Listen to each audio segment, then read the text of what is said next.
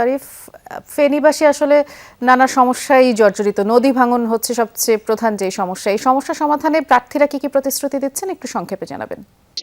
বিএনপির চেয়ারপারসন বেগম খালেদা জিয়ার নির্বাচনী আসন ফেনী ১ আসন। এই আসনে ফুলগাজী, পরশুরাম, ছাগলনাইয়া উপজেলা রয়েছে।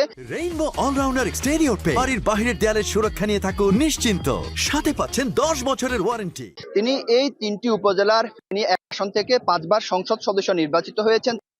পরে এই আসনে এখন নির্বাচন করছেন রফিকুল আলম মজনু। তিনি ঢাকা মহানগর দক্ষিণ বিএনপির আহ্বায়ক। তিনি এর আগে তার যে নির্বাচনী যে জনসভায়, সেই জনসভায় তিনি ২৩টি প্রতিশ্রুতি দিয়েছেন। সেই ২৩টি প্রতিশ্রুতির আমরা তিনি এখন সরাসরি আমাদের সাথে যুক্ত আছেন। তার কাছে আসলে শুনবো যে তার উল্লেখযোগ্য কি কি প্রতিশ্রুতি রয়েছে, সেগুলো আমরা একটু তার কাছে জানার চেষ্টা করব।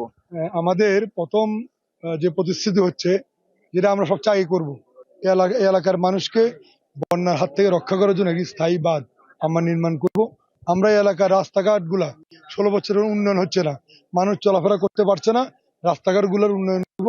আমরা ফেনীতে একটি মেডিকেল কলেজ হাসপাতালকে প্রতিষ্ঠা করার জন্য ইতিমধ্যে তারেক রহমান সাহেব প্রতিশ্রুতি দিয়েছেন, সেটা বাস্তবায়ন করব।